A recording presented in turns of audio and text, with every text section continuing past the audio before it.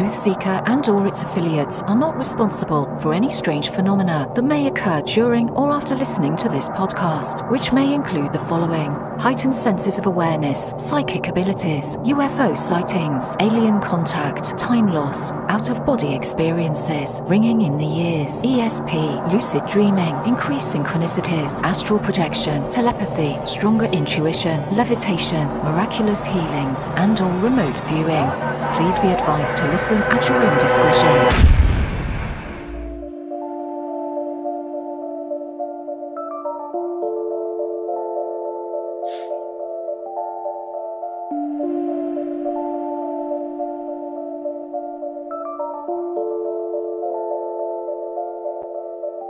Won't you come and take me away? I just wanna be with you. Won't you come and take me away?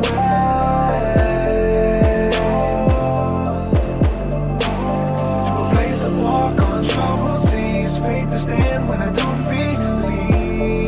I just wanna be with you. Won't you come and take me away? I just wanna be with you. Won't you come? You are now locked into the TruthSeekah podcast. Gargoyles, psychics, everything's ungodly. Dark's at it. Streaming live at TruthSeekah.com. She's not a Christian. Give it up, y'all. Your portal to the paranormal, esoteric, and all things spiritual. She's tampering in dark's at it stuff. And now, your host, TruthSeekah. Yo, what's up, ladies and gentlemen? I'm your host, TruthSeekah. This is the TruthSeekah podcast. Excited and delighted to be with you guys again today. Got an awesome show planned for you. Some quick updates before we get into the information, though. Huge shout out to everybody supporting my work on Patreon.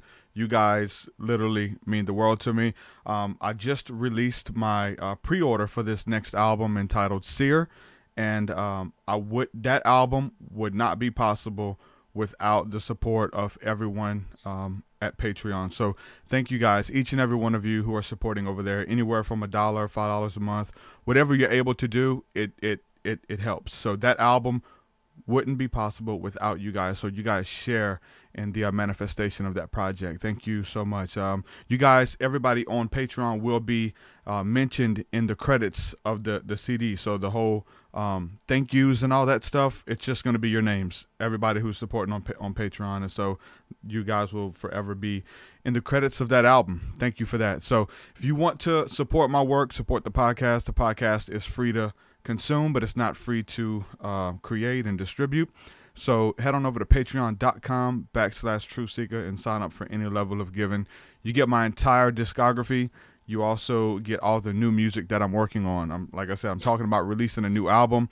Most of the people who have been supporting my work on Patreon already have the new material, so it's nothing new to them. Every time I get done recording a song, I upload it over there, and it's available for you guys to consume. So thank you guys from the bottom of my heart. There's also a album release party scheduled. The album's set to drop 4/20/2018, and we're gonna be doing a big house party over here in Mobile at a friend of mine's house, and I'll be doing a concert. It's gonna be some EDM music, techno, and some spiritual hip hop for you guys as well. So anybody wants to travel, I got friends traveling from Orlando to come. They're driving 8 hours to come be here for this party. I'm super excited. So anybody wants to do that, all the information is at TruthSeekah.com. The flyer, the music, the album pre-order, the sampler, all that stuff. Thank you guys from the bottom of my heart. It means a lot. The last couple of days since I did a podcast, we've had some more people sign up to support the work on Patreon. I'm gonna give a quick shout out to Andrew Jackson, Adaya, Pamela Clements, Jonathan Lightbeing, and Brandon Burr. Thank you guys, and welcome to the fold. I look forward to communing with you guys and growing spiritually with you all. Also, when you support via Patreon, you get access to the School of the Mystics, which we'll be doing tonight, Thursday nights at 7 p.m. Central. At TruthSeekah.com, click School of the Mystics. There we do a just a hangout session, prayer activation, and just kind of get to open up with each other one-on-one outside of the podcast, and it's just on a private setting. So that's been really good growing with you guys there and hearing your stories and all that good stuff growing there. So if you want access to all that stuff, patreon.com for any level of giving. $1, you get access to all that stuff. So with that being said, I want to let everybody know that the phone lines are open.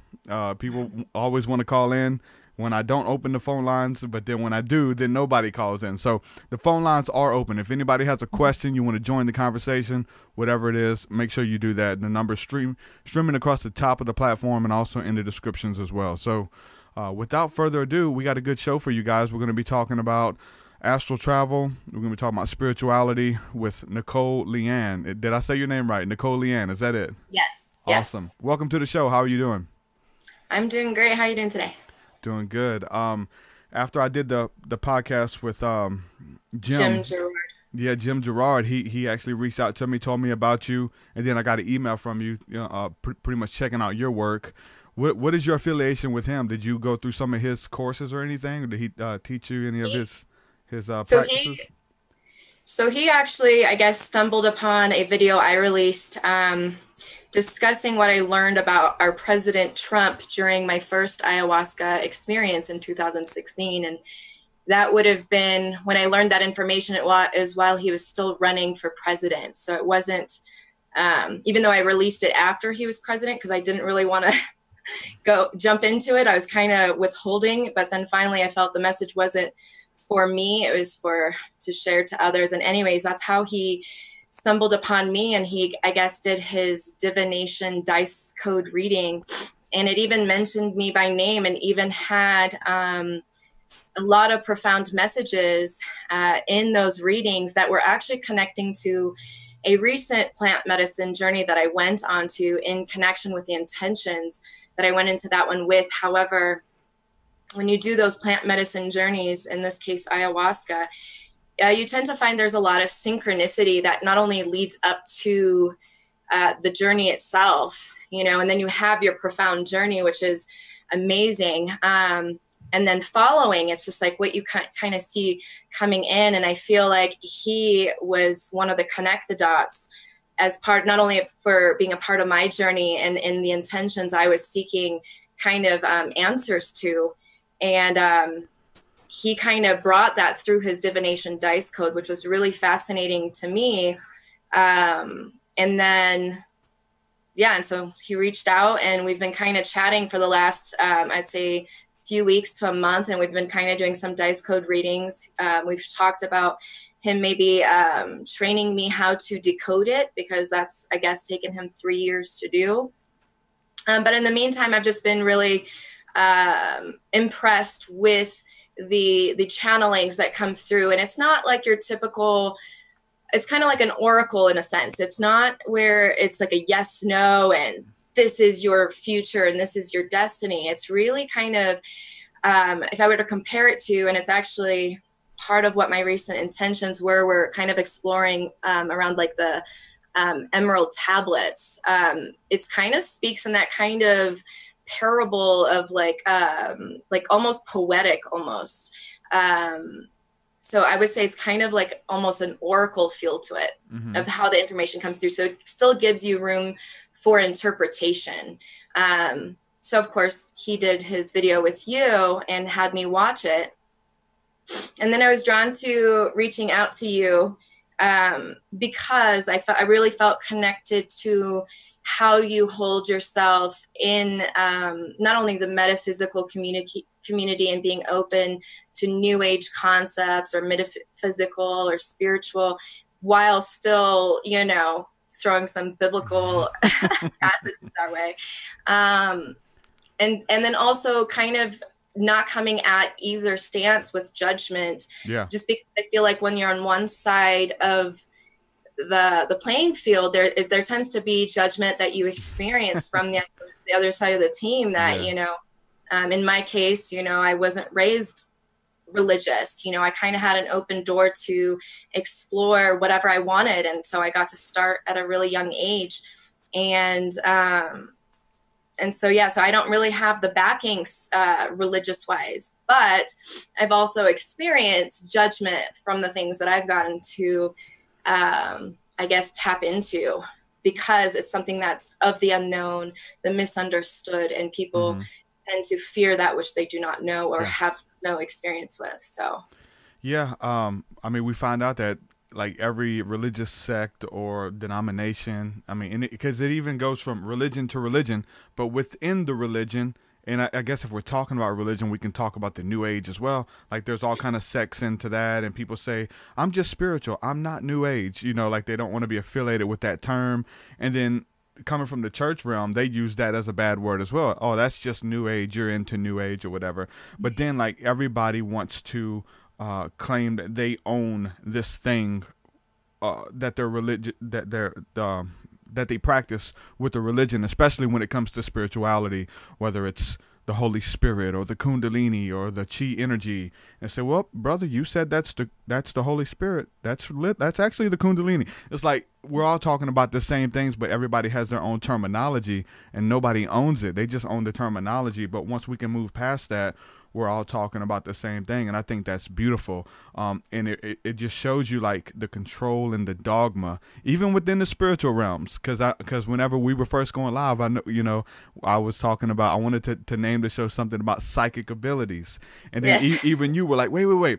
It's not actually psychic abilities that I talk about. I do shamanic intuition and things, and so whenever we talk about that, my mind.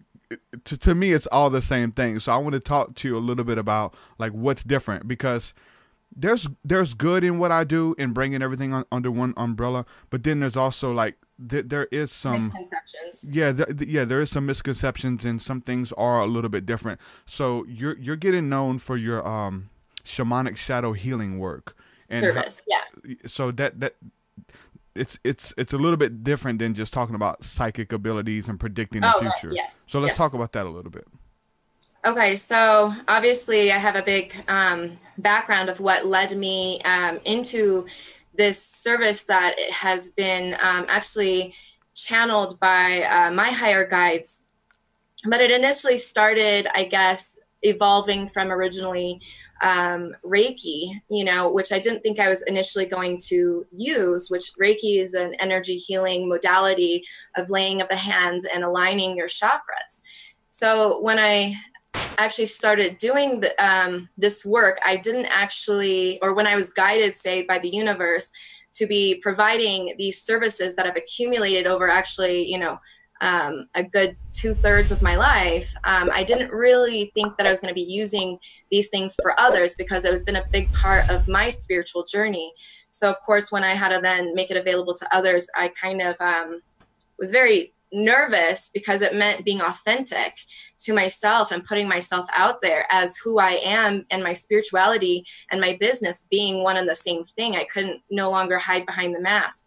So once I started adding in some of the services that I've accumulated through different things that I've done over my life, one of them was Reiki. And so I started making it available as a sideline service. And then I started channeling with the clients different information as to what the root cause of, say, some of their health concerns were, and what they needed to know to actually further their healing journey, and which took me a little while to acclimate to, because I wasn't trusting of that intuitive side at the time. I was over-rationalizing it and trying to find proof. But part of that is where we distort information, because we're playing like a messenger to this other person. And so if I'm withholding something that it was not meant for me to rationalize, I'm actually preventing information that they needed to hear for themselves only, to be the interpreter. And so that's how it kind of started. And then my higher guides started kind of communicating more and more with me this way, and started evolving the service to what we then had to change the identity of, because it was no longer Reiki. And the name they gave me was the Shamanic Shadows Healing. And they kind of guided me into through a little synchronistic work. But the main reason why they did that is because they wanted, and so I guess to explain what the Shamanic Shadows Healing is where I really lead the person into an out-of-body astral state experience through a pairing of a powerful guided meditation with the energy that I've developed within my own being to kind of serve as like a bridge to help connect them to, say, the higher realms, where many of my clients get to experience spiritual phenomena like connecting to their deceased loved ones or their personal guides, angels, guardians, loved ones, and their higher self. So we work with their higher self and reuniting them so they themselves can start to open up their own extrasensory abilities and start utilizing them not only within the session, but within their reality. So that's kind of how we bridge it up and kind of connect them. And the reason why we do that, and my guides were emphatic on that, is because they didn't want me to be the messenger anymore, because they said that it's really important that the client, the person, realizes that they have the answers for themselves and they have that portal open to them. They just might not know how to access it yet. And so instead of me relaying a message that I might be filtering or skewing through my filters or perception of what I think I know or where my rationalization is, it's really about connecting them so they're the ones interpreting whatever they connect to and whatever the messages that they get through that, because it's way more impactful experientially than, say, going to a psychic or a medium and saying, oh, your loved one's coming through and they have this message for you. If you get to experience that connection, now everybody's experience is unique to them. They can see, they can maybe feel, hear. I find that if that connection takes place, which happens majority of the time, but not all times. And I'd say the times that people struggle to connect is when they come in with strong expectations of how they should connect, and they actually block the connection that way. And so that's when they kind of connect to these beings, but that's not, for the shamanic shadows healing, that's not the goal, is that connection. That's just the bonus, because we also invite in those energy of those beings to kind of proceed with the healing in tandem with the chakras. And what we then really go after is addressing the shadow, the shadow parts of our psyche, of ourselves, that we've buried over time that connects us to our past. Because the one thing that I found is that society-wise, we've been entrained and conditioned to cope, but nobody was taught how to actually heal themselves. We were taught how to not feel what we're feeling, So if you have a headache or a physical symptom, you're trying to do whatever you can to numb that symptom or not feel it. So you're going to go reach out for the Tylenol. Meanwhile, your body is communicating you something's wrong, and you're ignoring that signal because you're trying to avoid pain. And so we're conditioned at all costs to avoid pain.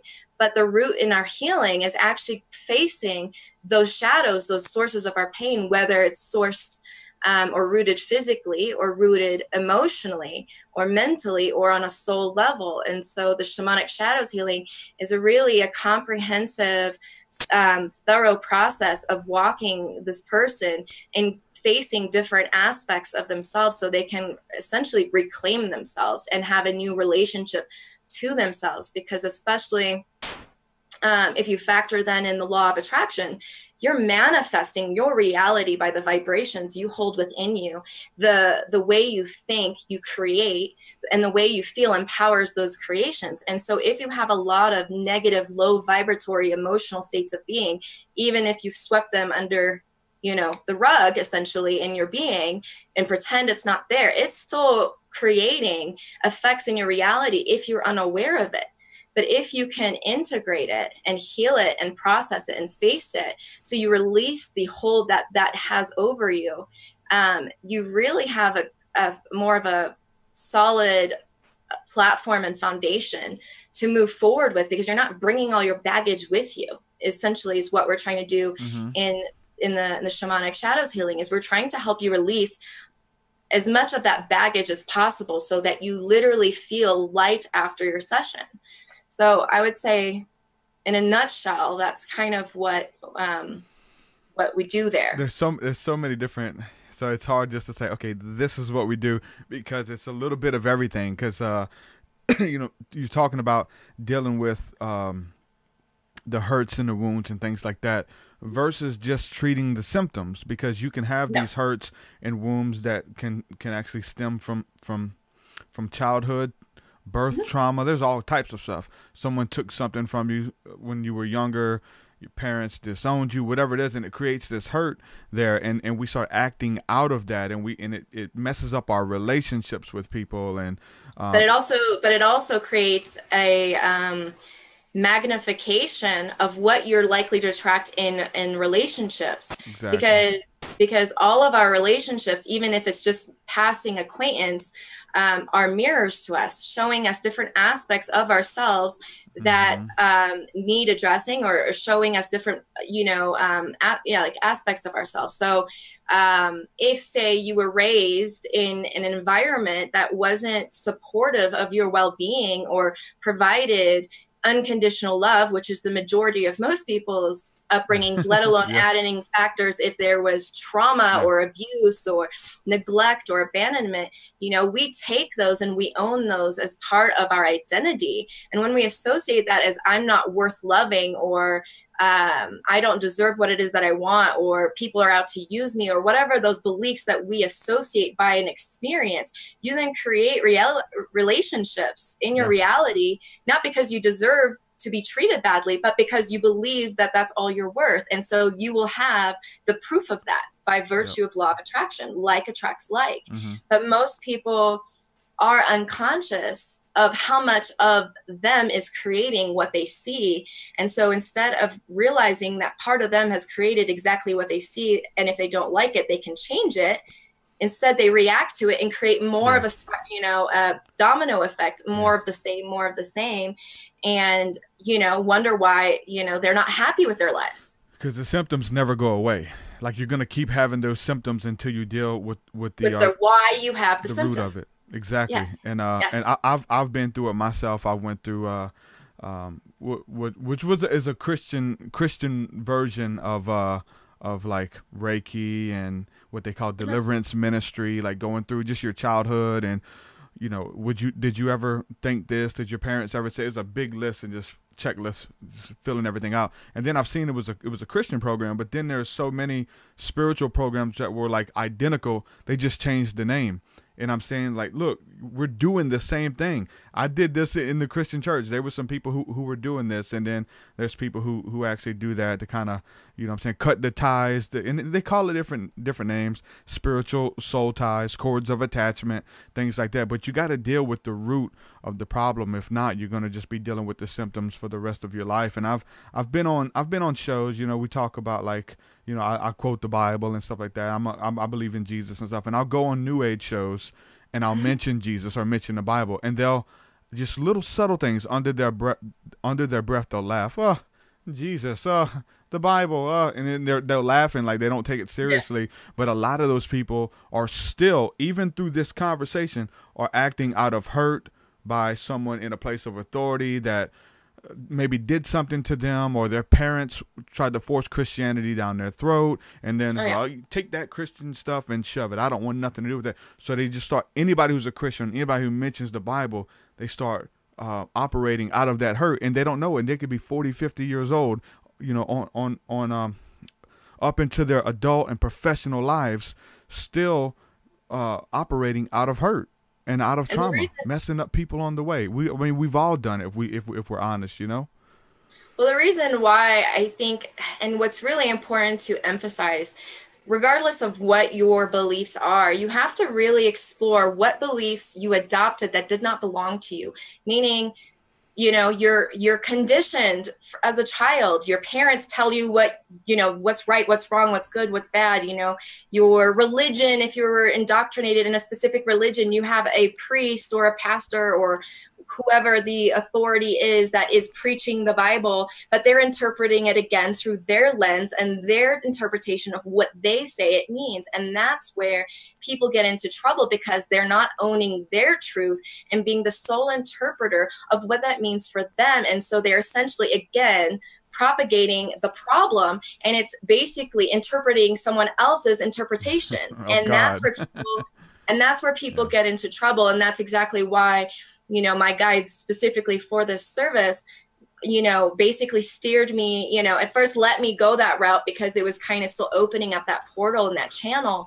But really, it was them saying what's really important is that person individually needs to assimilate what are their beliefs through their own exploration, their own interpretation, and discover what it means for them, whether their source is the Bible or, Krishna or the, Judaism, whatever their sources are. Maybe they want to explore it all and take little bits and pieces from each one and find what serves them. I would say, in my experience and in my opinion, from what I have been exposed to, I would say that's the best approach for any one person. I agree. Is to take bits and pieces from exploring, because they're open to trying to understand, well, what is all these different areas, rather than saying, well, I wasn't raised this way, so I'm going to naturally repel this modality or this belief because it goes against, what my church told me or whatever, and that's where people get into trouble. Is because they're adopting someone else's belief. And remember, the law of attraction is always working. It's creating by virtue of your beliefs. So it's not like, oh, I'm going to prove to you the truth. It's going to prove to you your belief is true. So if you are not really in a higher truth space, you've adopted other beliefs that aren't actually your own authentic beliefs. They're just ones that you've accepted as true. You're creating proof daily that your truth is true. But then you have to think about everybody else has the same capabilities, and we're this melting pot of, many, many beliefs, creating proof to ourselves that we're right. And then you come into conflict because you're like, no, you're wrong because I'm right, because I've gotten the proof of my stuff being more true than yours. I've always said it was my expectation brings about my manifestation. And you see people in the world, they say, show me proof and then I'll believe it. But I say, let me believe it first and then I'll see it. I mean, that's what faith is, and just aligning yourself up with that belief. We're seeing crazy manifestations right now. With this podcast in general, I got fans and friends who hit me up and say, they're throwing these big names at me. Like, hey, what if this person could come on the show? And then the next day I get an email from their publicist. Hey, we want to see if so-and-so can come on your show. And we're like, man, we're literally creating this as we think it. But then it's when the thought it joins with the power of confession, and then we speak it. Like we can walk around having these positive thoughts all the time and just keep them to ourselves. But when our heart joins with the mouth and the confession of the spoken word, abracadabra, I create it as I speak it. And we're literally going around creating this stuff. Yeah, especially if you have no resistance to what it is you're trying to manifest. Meaning, if it's not going to make or break your day, whether your manifestation happens or not of what you're trying to intend into the universe, then you're more likely to be in alignment of receiving the very thing that you are trying to, say, purposefully create and attract. And the more, of course, you practice using the law of attraction consciously, things happen a lot faster. And you also practice by getting out of your own way. And so things happen faster and you're less resistance to that. But for the average person, they're in their way. A lot of times what they want, they have limiting beliefs to what they want because they were taught something that they can't have what they want. For example, the belief money doesn't grow on trees, or you got to work hard for everything in life. Guaranteed. That's a big one. That person is struggling and working hard to meet their needs because that's their belief. They're seeing the proof of it. So the challenge is shift your belief, allow it room to kind of prove to you in small pieces rather than be like, oh, I'm going to go buy a lottery ticket and I'm going to win because now I'm going to try out this new law of attraction thing. It doesn't work like that because you have to think about your belief. Does your belief support your ability to win the law of attraction, or are you already working out the odds against you unconsciously? And so we do that. We sabotage in all areas of life. And so when you feature in the law of attraction, which is a powerful universal law for anybody who's listening, that doesn't know what it is. It's kind of like gravity is to earth. It governs our universe, whether you're aware of it or not. But when you become aware of it, you can literally change your life. And who doesn't want that power in their own hands? And that really brings in the concept. And I mean, you can probably quote the Bible verse. I'm not, again, I'll probably butcher it, but where we're made in the image of God or whatever, we are co-creators. We are powerful. And so part of what I think maybe the certain religions might do is not necessarily gift that individual that they are powerful co-creators in the image of God. They might plant more the seeds of, we were created in sin and we have to fix ourselves before we can enter, his heavenly, realms or whatever, again, that's not my arena of delving, but again, it works the same way. You are creating that reality to be truth for you.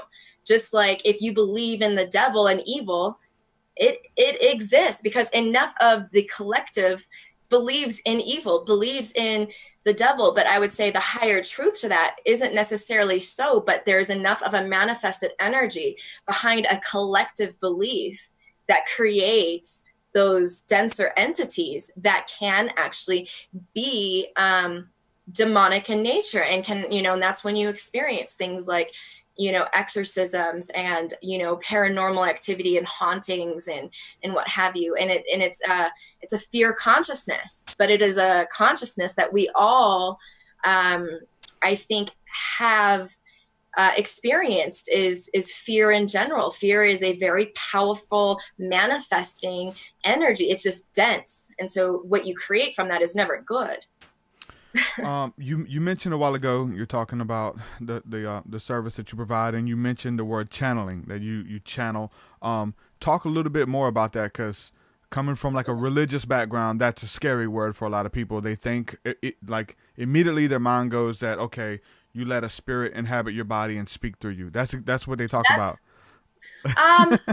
But there's channeling energies, right? You can feel a vibration and actually give that message that's on somebody or around somebody. It's not like, it is a mystical experience, but it's not so woo as leaving your body and letting entity speak through you, correct? So if you are familiar, there's different type of, I guess, channeling, and the kind that you're talking about is where an entity speaks through you or a consciousness speaks through you. I would rather approach it from that perspective. Consciousness that embodies certain identity, so you can connect to it as the listener, or the channel can create a certain relationship with this energy that is trying to communicate higher information through you. Mediums are usually people that channel, I feel like, a lot more connected to the deceased. Not to say that they don't have, they can certainly channel guides and angelic realms and etc.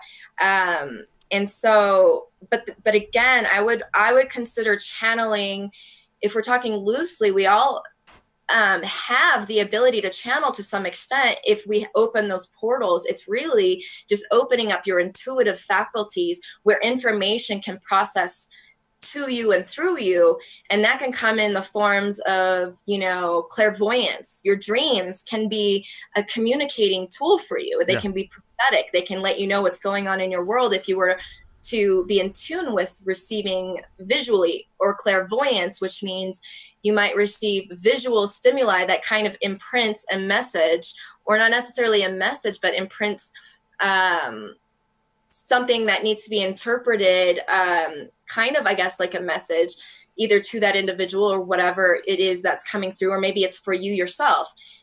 Clairaudience is where, and I'm not clairaudient, at least not yet, where you can hear information in your head almost, and it's kind of like maybe more on the voice side of things, where you can actually maybe hear something. That's my understanding of it. But again, I would talk to somebody who actually has that gift for them to describe it to you. That's not mine. There's claircognizance, which is, I would say, is my strongest, which is where information kind of, and when I say channeling, it's like connecting to a radio frequency and being in tune with higher information that flows through you, in my case, in the form of knowings. So it's like you have like things like downloads, exactly. So it's like where the thought isn't your natural thinking mind, where you're thinking, what am I going to eat for lunch today? You're receiving information that's kind of profound if you were to really listen to it and then share it with another person. And usually maybe it's because you're sharing it with that person, but then when you're actually hearing yourself say it, a lot of times that message is also for yourself.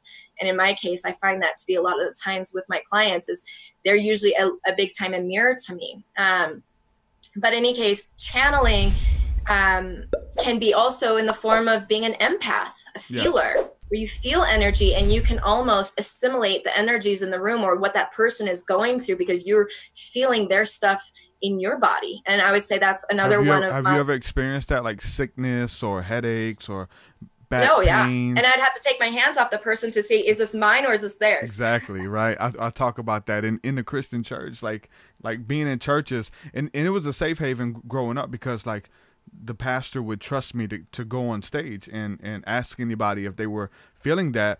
But if you're in a large group of people and you don't know, you've never heard a podcast like this, you don't have nobody to talk to, and you're in a large group of people, all of a sudden you got this crazy back pain. Or I had an experience where I went deaf in one of my ears. And I thought, like, in the Christian church, we think it's the devil coming against us. We start, oh my God, I can't hear. The devil's trying to take my hearing. I rebuke you in Jesus' name. And it doesn't go away. And we're like, oh my God, I got to go to the doctor. I can't hear, and then you find out, like, hold on, let me confess this. If I'm praying, if I'm healed and I'm delivered, I'm set free, why is this happening to me? Well, maybe it's not me. Maybe somebody else has this and I'm moved by their infirmity, like what's going on with them. So you have to find out if it's yours, if it is a demonic attack or a negative energy attack, or if somebody else in here cannot hear out of their ear and you're the one to deliver the message or put your hand on them and actually have their ear pop and open. And I was in a church that actually allowed me to kind of move that way. I pull the pastor to the side. He let me get on stage and call it out on the microphone, and people would come forth and they'd get healed. And my pain in my ear or my neck, whatever the energy I was dealing with, it would leave when it left that person.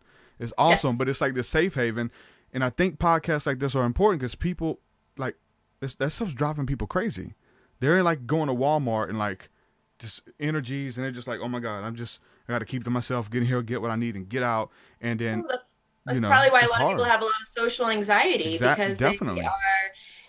they feel different, or they're feeling so many other people's energies that they might not be able to discern what's theirs versus what's others, and can have a lot of anxiety associated with that. But I would like to share two examples that kind of pop to mind of clients. And when I first started doing the Reiki, and this is before it's evolved into the service that I told you about with the shamanic shadows healing, one of my earliest clients, initially it was another girl that was going on maternity leave that did Reiki that was like, hey, can you take my client? I'm going on maternity leave. And so I was like, sure, why not? And the only thing she told me, or that I was aware of about him, is that he had cancer, but I didn't know what kind. Again, I was still kind of new at adding that service to make available to other people. Because I thought they would be seeing me for a different service more that I thought was going to be my breadwinner. And little did I know it was going to evolve me in so many different ways. But at this time, when I was working on him, I remember I was like working on his heart chakra, and this message popped in my head that his wife had cheated on him. So when I said the filter, so that was my he's my big, I hate it when it's those big things, like, oh my God. And then I'm looking for a ring on his finger, and I'm like, is he even married? And I don't see a ring, and I'm like, I must have pulled this out of my butt, I'm making this up, and that's when I was like, I'm not going to say anything because my ego didn't want to be wrong, right? So I was like, I don't even want to say anything. That's too big. If it's something small, like, hey, do you have pain in your back? No, I'm good. Oh, okay, good. Yeah, your wife's cheating on you? Yeah. Like, you're not trying to plant those seeds, and he didn't even have a ring, so I'm like, I'm making this stuff up. So, and that's when I ended up working on his root chakra, which is in between your pelvic region. And I was hovering just above it a few inches, and it was literally like my hand went on fire. Like I was hovering over a hot stove. And so of course I was like, what is this? So anyways, when he came out of his session, I then asked him, I'm like, well, what kind of cancer do you have? And that's when he said, I have prostate cancer. And everything clicked after that. It was like he developed prostate cancer because his wife had cheated on him, and he internalized that not just as an emotional betrayal, but a sexual betrayal of man ego pride, of what's wrong with me down there that she had to find it somewhere else. And all that anger and all that energy he internalized in that root chakra, which is also associated with, your genital regions and physical body parts in that sense. And so it manifested into his prostate cancer. So if I had withheld that message, which was actually the clue to his healing, because it was the root cause as why he had not been able to heal yet, even though he started off allopathically doing chemo, doing radiation, but it came back full force because it wasn't caused physically. And again, I'm not necessarily one that stands behind that. I have my own opinions, but anyways, we're not going to go into that. But so that's when he started looking into alternative routes, changing his diet. And he also then started doing the energy healings with me once a month for about 9 months. And he was part of my evolution process of what my service was evolving into, no longer being Reiki. And anyways, he's now cancer free because he started doing the work, not only with the energy and the healing that we were doing, but consciously trying to forgive and release that anger and that so it won't come back, closing that door. Yeah. And so, and yeah, his cancer is undetectable. And another one, I want to give another example that was one of my, I have so many profound examples, some that people have done testimonial videos on, which, I'm always grateful for when people share their story. But of course, not everybody feels comfortable on camera. So I have all the stories or what people get to connect to. And so it's been like a crazy, wild experience for me to be a part of that with them. But there was this one lady that kind of taught me something else, or showed me proof of. And in this case, it was the proof that we are not our physical bodies, nor are we the symptoms of those physical bodies. We are the soul that inhabits it. And so the beingness, the essence of the consciousness. And how this was shown to me was because originally she had a bunch of family members that had all come to see me. I saw like most of their family because they all experienced a lot of loss of loved ones. I think they collectively lost like 12 members or something like that, where they were all grieving in different ways, and reacting to the remaining members in different ways because they were internalizing it differently. So anyways, there were quite a few that had already come to see me before she'd come to see me. And so she got to hear what they got to connect to, or who they, saw or talked to, or whatever, of the loved ones. And so she came in with those expectations. The other problem is she was hard of hearing. She had a hearing aid. And so when we were laying down and I'm trying to guide her, she was like, wait, what? I can't hear you, and she was having a lot of trouble hearing me, to the point I was just like, this is going to get in the way of your session. I think we're just going to do just an energy balancing for you today. And so she was really, you could tell, just really disappointed. Like she felt like she was not going to get the same experience that her family did. And, and I kind of felt bad while I was going through. I'm like, oh man, like, she can't hear me, because she took the hearing aid out and just kind of let herself relax.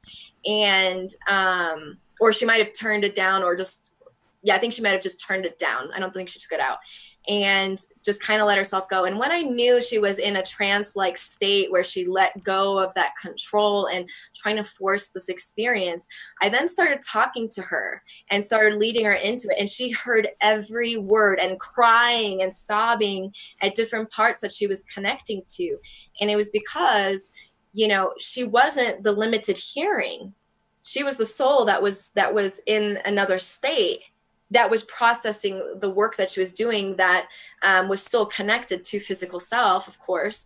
But it was just really a profound experience, I think, not only for her and for me, is to say, you weren't limited by your physical condition or your limitation or your pain. Although I would say pain can get in the way of somebody connecting. If you're in severe pain, it's really hard to take your focus off of that pain to even disconnect from body, because you're kind of rooted in the suffering and your own pain physically.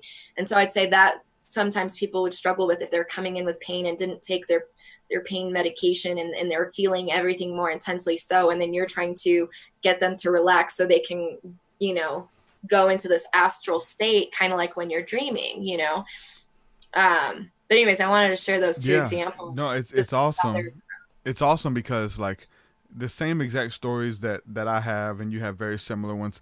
Like I had my experience in the Christian church, right? It was a charismatic church. It wasn't like some backward Baptist. It was charismatic, which is open to the spiritual giftings that are mentioned in the Bible. It talks about healing and laying on of hands and hearing the voice of the Spirit and being led by intuition. You know, all of that stuff is in the Bible. So that's what I consider channeling. Exactly. I know, right? So we're saying the same thing, just different, because the word channeling is not in the Bible. But essentially, you can channel the Holy Spirit. You can pick up on unclean spirits that are leached on to people. It's being able to feel the energy and stuff like that. And it's awesome how the stories are so similar, and you've never... You don't have the background of being in the Christian church, and it's the exact same. It's the exact same thing. It's awesome. But then when people, they'll get mad because they feel like they own their religion or they own their experience, and it's this way, and this is the only way. Well, it's because our ego is something that I think is in everybody's way, and we all, I think, on our spiritual journey struggle with, you know, what's your higher truth versus what's your lower truth, and your ego tends to, I mean, it's gotten in my way plenty of times, you know. That's one that I feel like I've had a lot of depth to in certain ways, but there's a lot that still needs to be transcended even on my part, even with all the work I've done on myself and my journey, you know, I still got room to go. Definitely. You know, and so not like it's not like climbing to the top of the mountain. I've arrived. I would say it's an unfolding, like an onion. You're peeling back layers of falsehoods or things that you accepted previously as what you thought was true, and then you realize there's a higher truth to even that. And so what I would compare that to is, as humans, we're like toddlers on the playground. You know what I mean? We are evolving, and I think our consciousness is beginning to collectively evolve so that we can be more mature on a soul level, where our first instinct isn't to fight with somebody or to persecute them because they think something differently to you. You know, I think we're beginning to become more open, and I think it's taking a lot of those leadership roles that people have taken upon themselves because of their journey to really speak out about opening up that portal and being like, look, you might believe this, or you come from this country, or you might wear this kind of rag on your head and, you know, have Muslim beliefs or whatever, you know, but hey, I accept you, you know, I can still love you. I can still see God essence in you, you know, or consciousness or source essence in you. You know, I think it's really when we start to like separate and create judgment and labels to differentiate why we're different is where we really start to get problematic with one another, instead of being like, what makes us the same? Yeah, like, you got some good qualities. I would like to pick your brain and learn a little bit about why you believe what you believe, you know, I don't need to adopt it, nor do I need to project mine onto you and say you're wrong and here's mine, you know. But I think if we can kind of just have that sort of coexistence of acceptance, there would be no need for war. That's where that's where we're heading.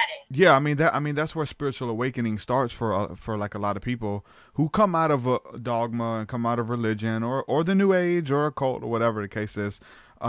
And so they end up saying that they have this and this is my own and I'm different and I'm unique, and then they put it in a box. Yeah, and so nobody can mess with it. And then here they're listening to this interview and you know what I'm saying, maybe they resonate with me. I'm a Christian. I have this stuff. And then you have the same exact story, but hold on, it just like totally messes up everything, because we're taught to see what makes us different and why our religion is right. Like, that's what they tell you, to like be able to break down everybody's belief system and understanding to prove why yours is right. Well, in doing that, I mean, you could put two and two together and see what makes us the same. If you can see what makes us different, you can see what makes us the same, and all of this stuff starts lining up. And the experiences, and love is universal, and healing, and being around good people, and all of this stuff, and it kind of breaks down the walls that you've actually built up, and so listening to stuff like this, if you have something to protect, it becomes a threat to like their belief. Oh, that's not real because it threatens their belief in like. But you can only imagine like if somebody has based their whole life upon this, not just their life, but their eternal salvation, like where they're gonna go forever, and they have trusted this belief system, and so to be told that that's wrong, it can only be, it's only like the fight or flight that kind of kicks in. Nobody likes change. Nobody likes change, and nobody likes to be told that they're wrong. Nobody likes criticism. And I get what you're saying with the self-preservation of here's the problem is they identify it as who they are. Yeah. And that's why it's really hard, because it means like, oh, I'm not who I think I am then, if this belief needs to shift, because it's not really the ultimate truth. And so I think people have a crisis of consciousness when they do say end up breaking with their religion or their church, because they feel that what they've come to know it challenges what they've been told to know. And so that's where I feel like they can push it all away and resist it completely, or say, I don't believe in anything, or I'm going to go Buddhist, or I'm going to, or maybe they'll go exploring. And I can definitely say that because, when you're told your whole life what you're supposed to be believing and how you should act, and you're good if you do this and you're bad if you do this, we fracture ourselves. We can't be whole and know we're going to be accepted for who we are without disowning parts of ourselves that we say isn't good enough. I'm not allowed to show anger because that's not the best side of me. I'm not allowed to be sad because that means I'm a crazy girl. Depending if you're male or female, right? So guys are, definitely been raised harshly in that demeanor. Like a lot of guys, especially my guy clients, will repeat a lot of that programming as, if you get upset or hurt and really because you have a reason to, you might have had that strict parenting where like, I'll give you something to cry about if you cry, you know what I mean? And so it makes guys even dissociate from their own feelings, their own intuitive compass of where they're at. And that's what our emotions are. They're a clue as to where you're at this given point of time. Something's making you feel this way. But if you're not allowed to explore that unless it's exerted in a socially acceptable manner of anger or testosterone, think about why that really, you can't just be like, yo, man, I'm really sad. My grandmother died and I just want like a shoulder to cry on. You know what I mean? Or like, you got to pull up your bootstraps and be like, toughen up. I'm going to go drink some, alcohol real quick and get over it, And so a lot of guys, especially the way they were conditioned in society, have swept a lot of their stuff under the rug. So they do have a lot of things to work with. However, women, they have, I'd say, had more of an acceptance as far as being able to express themselves emotionally. However, they still have it as a tool of of showing weakness, in that sense of like, oh, you're crazy, you're you're overreacting, or you're over, sensitive. You're overly sensitive. You don't have a reason to feel the way you do. And so they get discredited how they feel, and it really disempowers them in that way too. And you can kind of see why that energy is so in our society is just so unbalanced. Because you don't get to really be where you're at. And so you're trying to talk yourself out of where you're at or not feel what you're feeling. And again, it internalizes energetically. It's dense. Those negative emotions are so heavy and dense, and it manifests not only in physical illness and conditions, if that's what you have not resolved, but again, like I said, in your reality, you are manifesting experiences that are giving you more of that same hurt and layers of pain or trauma. If you were, for example, raised in an abusive household where maybe one of them was an alcoholic or whatever, and dad was beating up on mom, whatever, you might know that's wrong. And I don't want that for myself. But even your resistance energetically, like I don't want that, is still magnifying it to you and attracting it to you, where where you then enter into these relationships that treat you the way you know you don't deserve, but then you start to believe it is the way you deserve because that's all you know. Yeah. And so those That's individuals, all that keeps coming. Yeah. it always keeps coming because why you never dealt with that initial trauma, that wound of when that was first initiated with you as normal. And that would have been, say, in your upbringing. You know, you saw it being normal with mom and dad. And it felt bad and you hated seeing it, and you might have even gotten the brunt of it, you know, and it distorts your reality of what you think is acceptable. And even though you know better, you know, and you have those friends that you think are in these relationships where you say they should know better, they should leave this person, and they don't leave this person. And it's because they don't think they deserve better because that's all they've known. And again, it's not the truth. Yeah. But it's what we've accepted in our own selves as truth. And it's because a lot of times we don't feel we deserve better because maybe we haven't had proof of deserving better. Yep. We've had proof of where we've been. Mm-hmm. And so it really takes people coming into their own awareness and their own consciousness, I feel, to start to address those things. And some people might have happened, you know, naturally because you've been seeking, because you've been in your pain, you've been in your stuff. And that's how I think a lot of also mine started. I was in my mess. I was in my darkest phase. I was my own worst enemy. You know what I mean? And when I was looking in the mirror, I was crying myself to sleep every night because I was trying to find everything that was wrong with me because I felt different, because I didn't belong. I mean, I come from another country. I come from South Africa, you know, moved to the United States, Texas first. You know, I was different. I communicated different. I had a different accent. I spoke faster than everybody else, you know. So I felt like I didn't belong. And then add in my beliefs, you know, and the things that I've been exposed to at a young age, like I said, connecting to spirit world, started for me at age 13. I started studying astrology when I was 12, you know, to understand initially myself, because I wanted to know, why am I different, you know, so I've always been that seeker, but it also took a lot of self-punishment along that way until finally I reached this breaking point where I'd hurt myself so badly, I damaged myself so badly emotionally, that it became like scar tissue where it kind of liberated me. I didn't feel anymore. It was like, I don't even feel my own torture now. So it was like kind of like the setting free. I was numb, and I kind of like owned this like new confidence that I could just be myself because I didn't care anymore, because I'd already done the worst to myself that anybody else could have ever done. And I feel like that then led me on kind of like a liberating journey and then things coming into my field of experience because I shifted my energy. I no longer was holding on to that darkness of feel bad. I was now kind of not feeling anything, but kind of having hope. And then I started then being, you know, got introduced to the law of attraction when I was 19.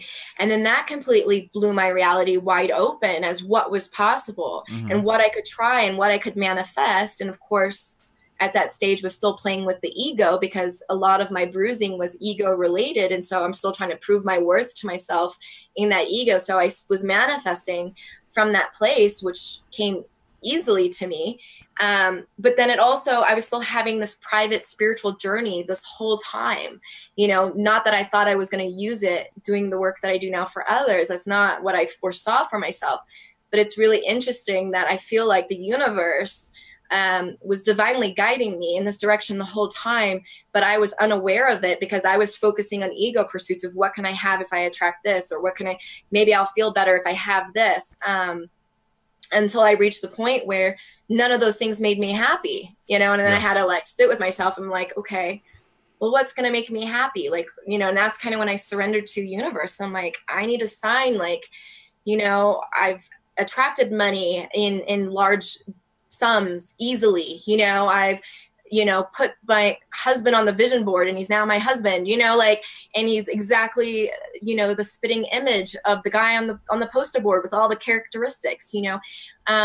So I've created all these different things and learned to master the law of attraction for myself. But a lot of that, I feel like for anybody who's trying to do it for themselves, it's about self-mastery. It's more about getting rid of the things that are preventing you from co-creating in the space of your desires, rather than in the space of your fears, because you can also quickly attract lack. You can quickly attract what you don't want very easily.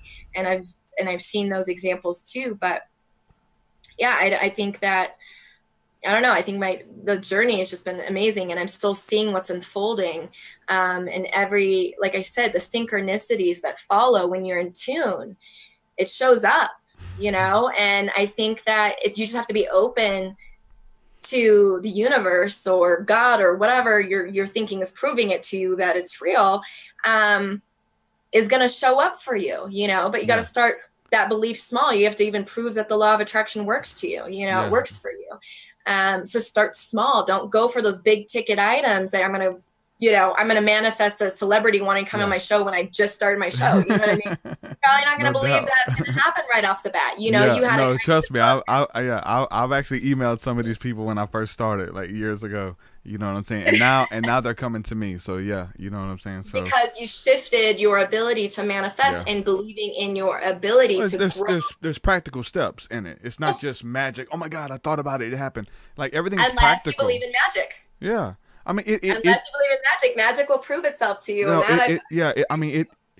It is, but it's practical magic. You know what I'm saying? Like there is steps. There's like, okay, let me make the phone call. Let me just trust that this phone call is the magic, and when I get this person on the line, then they'll say yes. Trust that I'm going to get it. It's where I see myself in the future. This is where I see myself doing. I'm speaking blessings over it. That's because we're also still putting barriers on what that magic is supposed to be for us. And so everything is magic, like all of it. The thoughts, the confession, all of it. If you believe in magic, magic shows up for you. If you believe in miracles, miracles show up for you. But if you're the type that doesn't believe in it, it doesn't show up for you 100%. Because you don't believe it. Yep. And so miracle, magic, you can synchronicity, all these terminologies, are either going to create a resonance with you where you're like, yeah, I can get behind that. Maybe if you're religious, a miracle might seem more resonant to you in a language form. If you're more spiritual, maybe magic, unless of course, you have certain, if you associate it with being a witch or, demon worshiping or whatever, then maybe you might have a resistance to what you think that means. Oh, yeah. If you're in the law of attraction, New Age community, it might just be manifesting, and you might do different rituals or meditative practices to get you into that space so that you're in flow to have things happen for you quicker. And that can be magical, but really I feel like anything is possible. In my experience, which again, I can't tell people what's truth and what's not truth for them. And again, I can't tell you what to believe and what not to believe. That's your journey. You're the one that lives with that daily. You're the one that has to challenge that for yourself, because if you're not experiencing magic or these profound, wonderful experiences, maybe it's because you're not seeking it, or maybe you've already written it off because you've only been able to experience doom and gloom in your reality so far, or, you're a realist. The realists are the ones that I think have a lot of trouble with manifesting, because they are the ones that typically have that belief of, I have to see it before I believe it, right? Yeah. So if I believe it, then I will see it, So did you watch the spirit orb footage that I sent you? Yeah, no, that was so cool. Yeah. So, I've seen similar stuff too with big ones. So yeah, so to have a frame of reference of seeing somebody else and then seeing your footage, yeah, that was awesome. But can you imagine if I went up to that realist and be like, well, I'm showing you something. What do you believe now? Yeah. And they're like, they're going to try to, they're still going to try to rationalize it. I'm like, do you ever see dust particles that move like this? Yeah, you know what I mean? And light up. And appear on the floor and flicker like a strobe light, change colors like a rainbow, and that's what, I find interesting, because it started showing up because I was opening that doorway. I was opening that portal. I was working with energy, and how it started with those spirit orb footages was when people started doing testimonial videos, and I started seeing them flying around them in their testimonial videos. And that's when the question became well, what's happening during their session? And so then I started taking like a clip, maybe a little bit in the beginning of the session, middle and end, and just for like a minute and see what pops up. It would be insane to like really film like what's going on, you know what I'm saying, in those realms, to actually see the angels doing the work, or the energy moving and changing and leaving the body and things like that. It's insane when you do get a glimpse of something. But even the orbs, like that's just the beginning of it, right? I mean, there's so much going on, inner healing and inner work, and we talk about like the ayahuasca ceremony and journey. I know Amber Lyon, her story is amazing. She talked about going to Peru and doing her journey, and she said she's seen what looked like to be little elves all over her body doing work and repairing her DNA, fixing the DNA, like little elves on her body. Like, what if we actually was able to see that? Wouldn't it? I guess on the psychedelic you can, though, like on that, because what it's doing is it's like removing your filters. We have filters that like creating this holographic view, perception of what we see in our reality that is, you know, and our filters are made up of our personality and our beliefs and our experiences that says what is real, what's not real, what's good, what's bad. You know, you kind of create like this perception, and that's how you see through your lens, and that's the reality you experience. And someone else's reality can be completely different. But when you're doing in this case ayahuasca, I feel like how I would describe it, it's like it's opening you up to those higher truths, but it's doing so by stripping away the filters of what, you know, you think you know. You know, and like they say, you don't know what you don't know. And it's been really, and I've had quite many of these experiences. But I would say, you know, like my first one was obviously, I feel like my most profound, because you're going into it blind, you're going into it with a little bit of anxiety and fear, because in my world, you know, I wasn't very experimentative with drugs or psychedelics, you know, mostly like marijuana, or I tried shrooms, you know, but I never really messed with drugs. I was conditioned to stay away from it. However, you know, they say like, even if you're raised by the same household, your siblings might take a different approach, because when you're told not to do something, you might say, well, I'm going to rebel. I'm going to try it because now I want to know why you're stopping me from it. So in this case, me and my sister had a different approach. She was more open to experimenting, and I became more closed off, because I was like, oh, I got to be this do-gooder, you know, and walk the straight line. And, you know, and I was the eldest, so I was, in my opinion, her role model, you know. But in this case, you know, I remember she planted the seed that she really wanted to try this medicine, and kind of described it to me. Well, anyways, it kind of crossed my path, and to the point where I remember thinking like, oh, my sister's been wanting to do it. I'm going to share this information with her.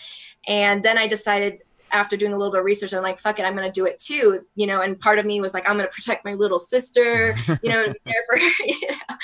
But it was such a profound experience for me. It had a lot to do with at the time, this was in 2016, my intentions around my mother. She had a very toxic influence on me energetically, and I had a really hard time with that. And so I actually did did a video describing all this experience and all the synchronicities that not only led up to that, but then followed that. So if anybody wants to watch that, it goes more into detail.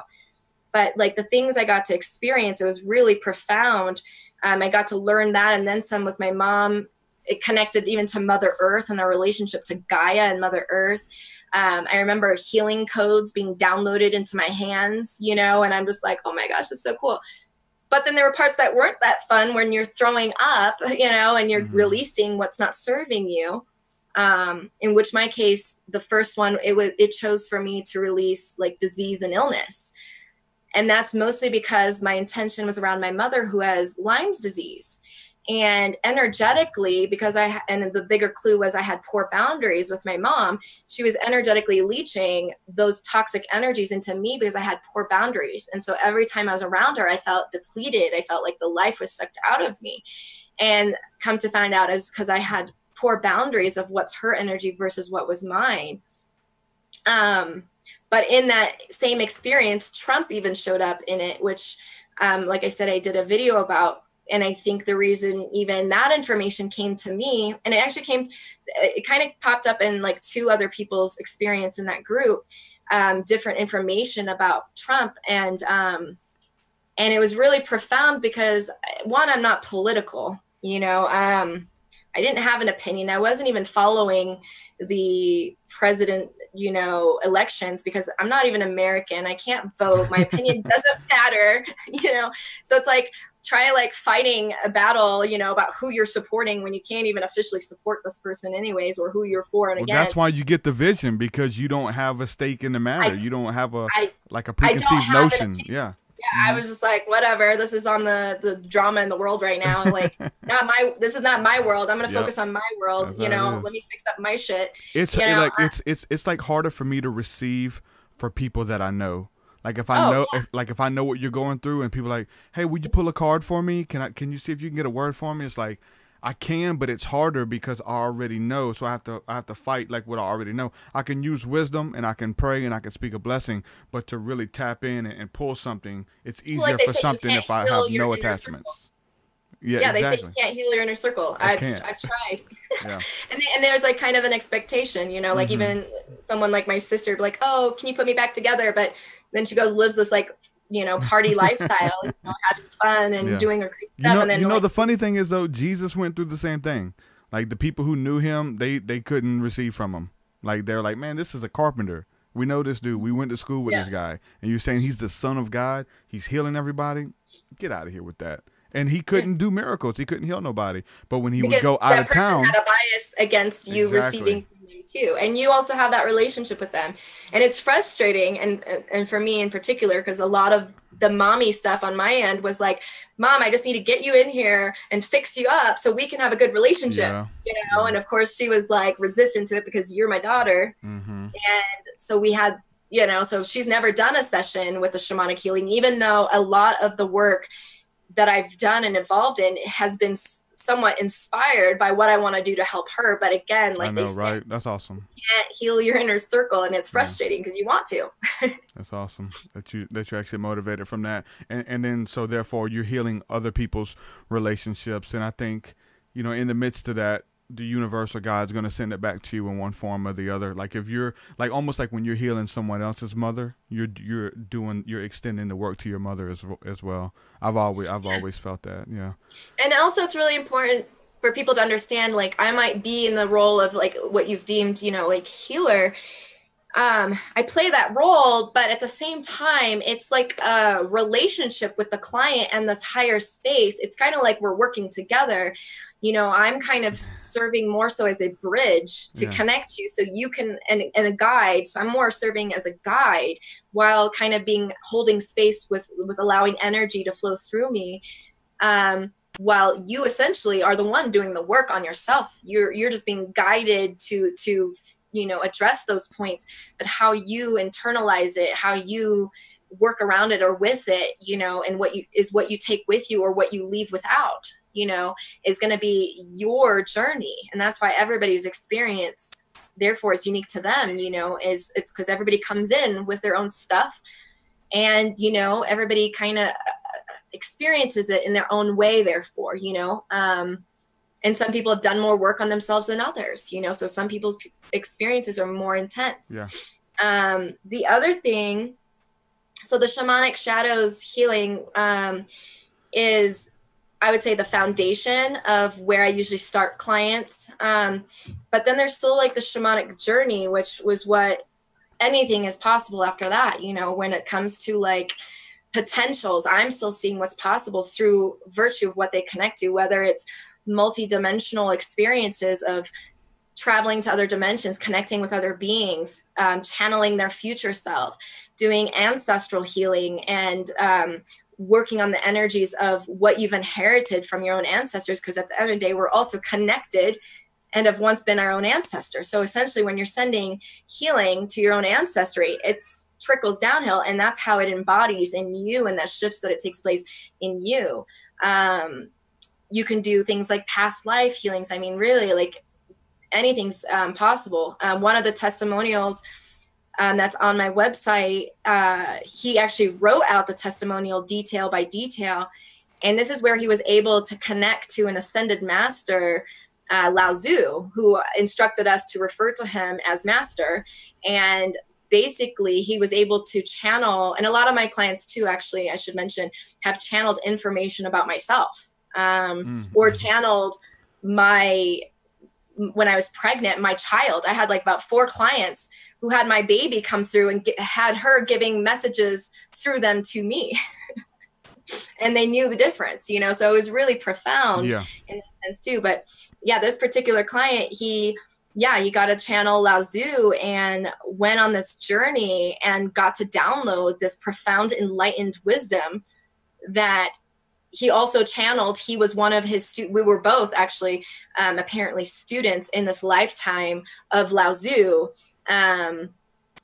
But he was like remembering it and seeing it and describing the visual, and then connecting to this master, ascended master, and we were asking questions. You know, even I was asking questions, and he was downloading, you know, these answers, or channeling the answers. And when I say channeling, he was speaking through where my clients speak through their physical self, describing what it is they're experiencing as they're experiencing it. So that's what I mean by channeling. Mm-hmm. You are connecting, but you're describing it through your physical self, what you're experiencing. So I know where you're at any given time, or where you might be stuck, or where else we need to kind of suggest to go with it, you know? Awesome. So it's fun. Yeah, definitely. We got a lot of people in the chat room just very blown away by your stories. And so go ahead and give your website too, if anybody wants to contact you for a personal session, or check out some of the videos that we just mentioned about the orbs and stuff like that. Ayahuasca experiences, testimonial videos. You can go to my website. It's www.holistic, spelled with a W, so WHOLISTIC, and then a dash vitality.com. The other thing I failed to mention too is in bridging the gap, you know, of multiple modalities, and we've mostly spent time discussing kind of the spiritual, mystical, shamanic, and we've barely scratched the surface on all of it. But the other things I'm really stand behind is finding a bridge between two worlds. And a lot of people, especially the rational mindsets, are those that stand behind science. And so I've tried to incorporate even services that have more of like a technology science backing. And so things like quantum biofeedback is what I offer.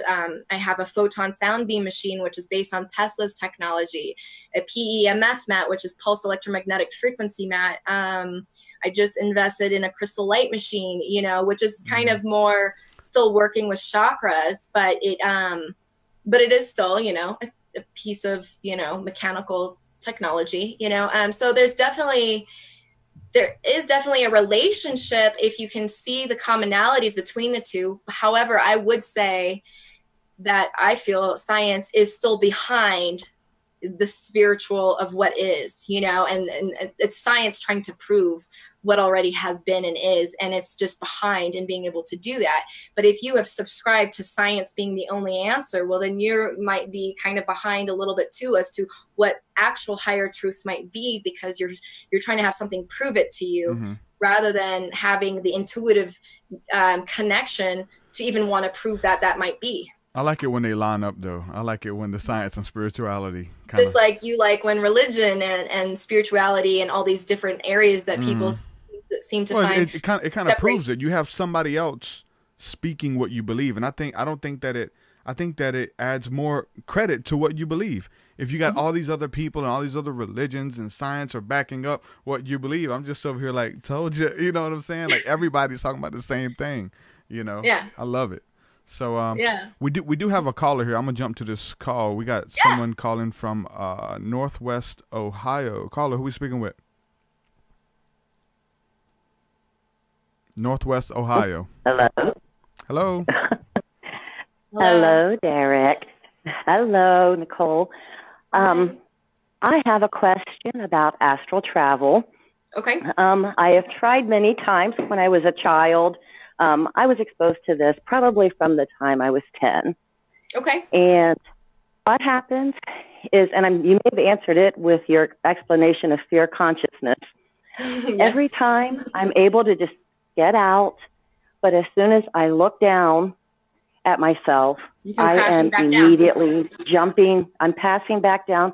But I've had experience, definitely with the dark side, a lot of experience with that. Even to this day, if I'm upset, my husband's yelling at me because lights are going off and on, TV's going off and on from all around the house. So, so fear is potentially involved here. What were you raised with your beliefs is my question. Like, what beliefs were you raised with?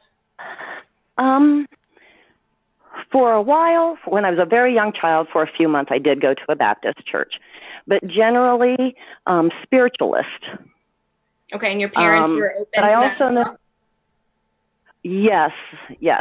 And I do think some of it may have to do with when I want to say I was probably 12 or 13, there was a family member that was taking courses on parapsychology, and the instructor died. It wasn't during class, but it was during the session.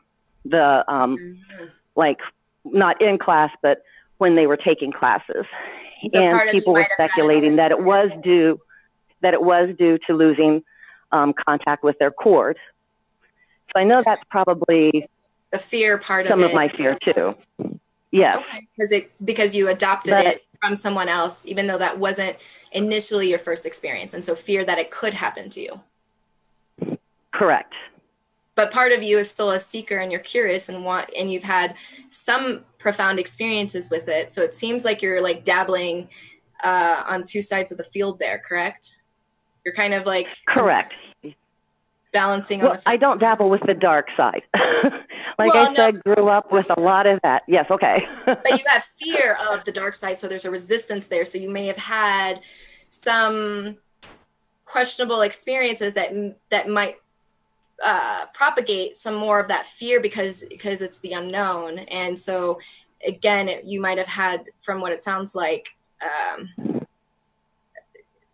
you have two energies. One's that's curious and wants to know more and wants to go further, but part of you is also afraid of what could happen if you did go further. Yes? Yes.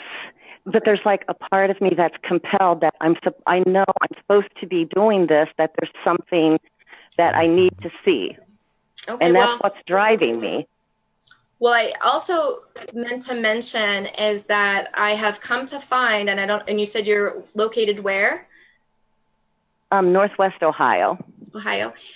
I have done quite a few distant, remote, facilitated sessions with the shamanic journey, which has made it even more exciting for me, because at first I wasn't sure if it was something that could be facilitated from afar, because I felt so excited. I'm like, that I've come into this and I'm seeing it transform and change people's lives before my eyes, before their eyes in a lot of ways, or at least get them on that path of transformation.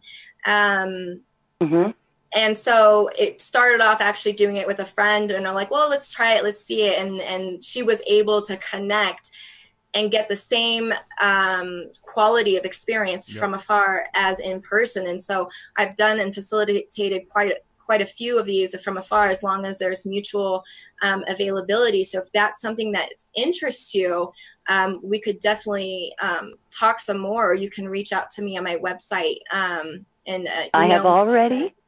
Oh, okay. I've already saved your website in my favorites. Oh, yay. So yeah, and keep in mind the session lasts 3 to 4 hours. It's very, very comprehensive. I address a lot of things. I'm not somebody that's good with time management, in the sense of like, okay, you only got this hour and you're cut off after that hour because this is what you're paying me for. I try to really create it with, like I said, in tandem with my guides, to make it as comprehensive, to get as much addressed in one session. And now, again, that's not to say that everything you need is going to be in that one session, because depending on your desires or goals or what might need further work, the next step might be that you want to try a shamanic journey. And that's not to say that I'm the only person on that path for you. You might explore, say, some of the things we've talked about, like plant medicine or other divination systems or other healing techniques with other healers. This is your journey. And I would say what's really important for anybody on their journey is to listen to synchronicity. And synchronicity is basically what appears as coincidence, but isn't coincidence. It's like those little magical moments, as we put it, that aligns you with either a person or a piece of information or a song that is in alignment, that resonates with you for the seeking that you are currently on, where you feel the sense of knowingness that that's what you need to do next. And if that's kind of what you feel like by listening to this podcast, that might be a clue in connecting. And that's how I find most of my clients get drawn to me. It's kind of synchronistically, they find me, and it was meant to be. And part of it is also meant to be for me as well, because they're part of my growth as well. So I always see it as a symbiotic relationship. I hope I answered your question. Let me know if you need another perspective. Yes, well, thank you very much. I think you did, and I'm going through your website, and I love it. So, thank you very much. I appreciate it. Well, hopefully we'll be working together soon then. What was your name again? Okay. Oh, this is Brenda. Okay, Brenda. Nice to meet you, Brenda. Is this Brenda Bradshaw? Brenda James. Oh, No, Brenda Brenda James. James. Oh, hey, how are you? Okay. Oh, just fine. Awesome. Thanks for reaching I do a out. lot of commenting on your posts. Oh, I know. Eric. It was Okay. good. Yeah, awesome. Yeah, good to hear your voice. Yeah. Well, thank you very much, and you have a good day. You too. Thank you so much. Thank you for calling. Bye. Awesome. Bye. Yeah, cool. It's always good to hear from some of the people who's on social media, and she's been supporting on Patreon as well. So it's always cool to connect with people and that good stuff. So yeah, it's awesome too, because you're talking about, because that's a question I was going to ask you, because you're talking about you have all this equipment. So I'm assuming if you have all this equipment, then you must be doing a lot of in-house sessions where you're actually able to be physically there with the person. But I can also be distant too, which is really cool, because especially, like I said, I'm so excited that I'm seeing that it's possible for people to have the same experience, as long as we have a good connection, that they can hear me. Yep. And that we have mutual availability. Well, on you got time Zoom zone. now. You got Zoom video chat. Zoom works amazing with this stuff. Zoom and Skype. But I remember the first time that someone was asking me to step out into it, and I was like, I know I can do personal sessions with people, and I can put my hands on the person and release energy and remove stuff, and it's awesome.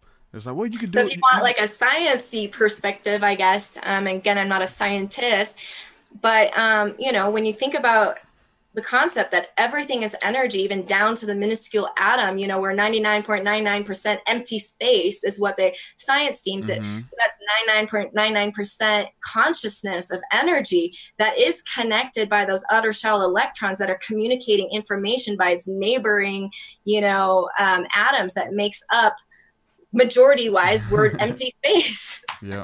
So when you think about it, we're transferring by thoughts through synchronicity, not only in this three-dimensional reality, but multidimensionally, sending signals by thought, because thought is energy, our emotions are energy. And that's why if you were to do healings, you can connect to somebody energetically, and quantum physics has proved this. Yep. And so again, this has always been, say, a higher truth, but it's taken science a long time to catch up to even be able to prove it. So it really makes me question how much of the unknown is still yet to be defined or answered, or how much of our science that has been accepted, might actually be false. Yep. There's no such thing as space and time. So there's nothing that actually separates you. So essentially except you are the there illusion of space and time. And you're so already with the person. Yeah. Yeah. So my clients have that validation when they're in that out of body state, and then they come back into body and they're like so surprised how long the session lasted, because they have a different sense of time where they go, because everything happens instantaneously. You're thinking it already is, you know what I mean? There's no like, let me drive to my car, let me go to the gym, let me go do something, which takes, you have to in measure the time. Yeah. Yes. And so that's our limited perspective in this reality. But that's what's scary for a lot of people on psychedelics, because you're in a state where there's no time. And you're like, am I in purgatory? Have I died? There's no time. Am I going to be here forever? Like, people feel like that. So for those that are afraid of trying things that because again, we all like to have control, and unfortunately our control prevents experience. In an openness sense, I find that the service gives people kind of like an ability to try and see what's out there or what's possible for them without taking anything inside, taking some sort of hallucinogenic or psychedelic or whatever. Exactly. What's even cool about that to then know is that we're all capable of it. Right? Yep. And it's just a matter of us kind of creating this roadmap of then how to learn to maybe access being able to do that consciously and on purpose, which is usually reserved for, those that have dedicated their lives to being a master yogi or whatever that can master meditation. And so I find this option to be a really quick way to branch you and bridge you to have that potential experience without necessarily having to have lived your whole life trying to do meditation to have that experience. However, like I said, there is, certain requirements. You kind of have to be open-minded. You can't come in with this, rigidity to you where I want to have this cool experience, but I still don't believe it's true. And, or if it doesn't happen in 10 minutes, I'm out. Of how it should be. Yeah. So if I find that gets in people's way, and even though the way I lead people into it is trying to navigate, especially getting past the mind first, let's quiet that down. Let's throw away your thoughts. Let's get that into a no space zone where you're in a no thinking zone. So you are and can be receptive. But if you allow your control nature to try to still infiltrate and sabotage, it is possible that can sabotage the session. And so I think that any guidance for anybody that wants to explore or follow up with me, or maybe there's other practitioners that might have a similar service, I would say being open-minded and being ready, make sure that you are ready for that experience and that you can let go of some of that control to allow whatever your experience is to prove to you what you need to know. It's not for me to tell you what to know or what not to know. And, that's my own journey. I'm the one that has to live with my own evolution. But you're the one taking home with you what you take home with you. Yep. And you live by what you live by and create your reality by that. So, yeah, being open-minded, I think, is a prerequisite. Yep. Otherwise, it's like just showing up through the door is an action, which is good, but if you're kind of closed off and say, you're not going to get very far. Yep. That's it, man. Nicolle, thank you so much for coming on the show. Thank you for hanging out with me. One last time, if you want to plug your website where people can check out your work at, go ahead and do that. Okay, so it's www.holistic, spelled WHOLISTIC -vitality, VITALITY.com. You can check it out. Check out my videos of testimonial videos, other people's experiences, because everybody's their own testimonial. I can tell you what you can potentially experience, but again, it's not, I don't think it's as authentic as kind of hearing it firsthand from them. There's spirit orb footage showing proof that there is some beings that show up during people's sessions, that we might not be able to perceive with our naked eye, but does not mean that does not exist.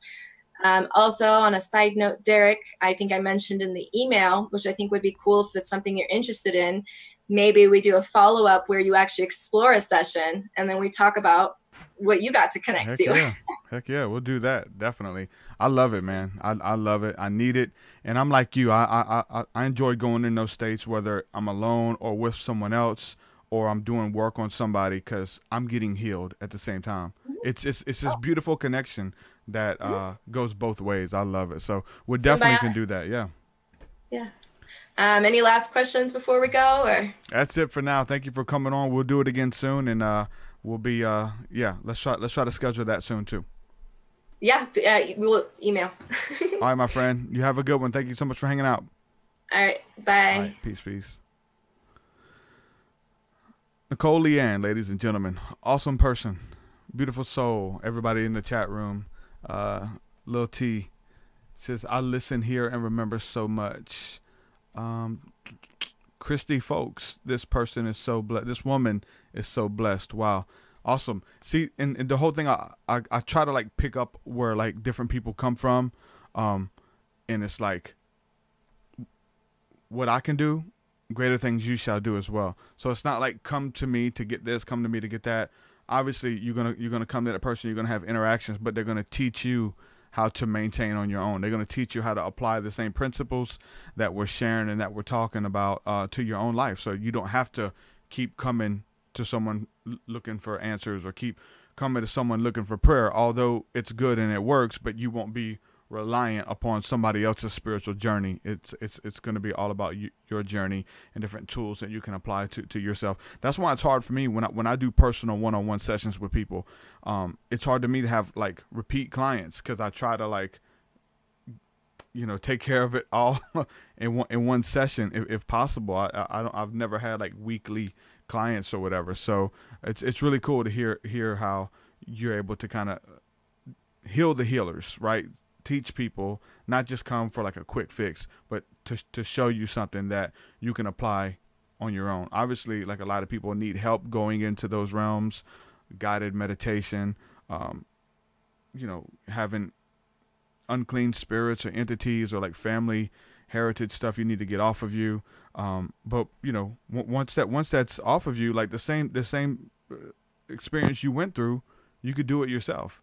Man, I can't tell you, like, I know I had other friends who did it more than me, but when we went through these deliverance sessions in the churches and stuff, I say they were in the churches. It wasn't in a church. It was in a home meeting, but it was a Christian thing, right? But some of my friends, they would go through it and they would be confessing, and like they were taught to cough, like when spirits come out. They would cough and it would gag a lot. So I had friends who would be in prayer and they'd just start choking. And it was kind of systematic. It got kind of weird. I can't lie to you. But they would be in prayer and then they'd start gagging and coughing up. They called it hacking up demons. It's pretty weird, I know.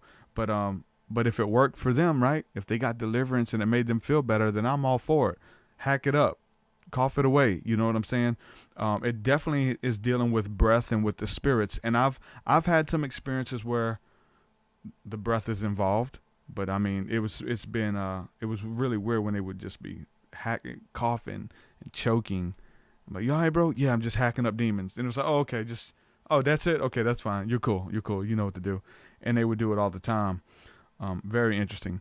I will say that it's awesome that when we're talking. Oh yeah, so Lil T talks about the Green Mile. That's what she's talking about in the chat. Definitely with the Green Mile. That movie is so true as well. It's so weird. Like I've been through those situations where I put my hand on someone and we're sitting in the room and I take the deep breath in and it comes out of them and into me, and then I discharge it or cough it up or breathe it out and release it. I've had those experiences and they've been powerful. The first couple of times that's actually happened, and it looks just like the Green Mile, which is funny that you bring that up. It's awesome. Christy says, yep, I've witnessed vomiting during prayer. They were trying to pray her through the Holy Ghost. Yeah, I've seen that too. Can we talk after the show? You can hit me up. Tonight, Thursday night, we're going to be doing the School of the Mystics, and so that's more of a candid one-on-one thing with the people. It's not recorded, it's not filmed. So if you want to catch me tonight, I'll be available for that, and that's for the patrons. Like I said, even for like just sign up for $1 or whatever, you get access to that. So you could join me tonight. It's kind of whenever we do the open sessions tonight. So join me for that.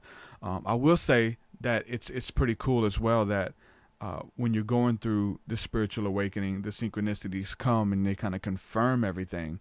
You start seeing like God, the universe lining everything up for you. The numbers 333, 1111, And then the numbers are cool, don't get me wrong. But when it moves past the numbers into phrases and it moves into people, and it gets really interesting. It gets really deep to where like you think that you're making it up or something. It's so powerful that you'll say a phrase and then the television's on in the other room and it says the same words with you, or maybe right after you say it, you know, and you look at each other, people are like, oh my God, I just said that. And it just, all of these little things adding up. What does it mean? I know, like David Wilcock says, to pay attention to the information that comes through. I've tried to do that, but a lot of times there's no information that comes through. It's not like what you heard was profound. There, but it's something for you, and it's not going to mean nothing to anyone else, because I mean they're not in your mind. They don't know what you're expecting for, what you're believing, or what you're thinking. I remember going to work real early one day, and it was very hot, humid. Everybody was sweating, and I drank all my water, and there was a water fountain at the job. But I knew that when you pushed the button on that water fountain, the water came out with a white, milky color to it. It wasn't clear. It was white. The water was not solid white, but it was foggy water that came out. And I was really thirsty, and I was going up to get some drink, and I was like, man, I know I shouldn't drink that water,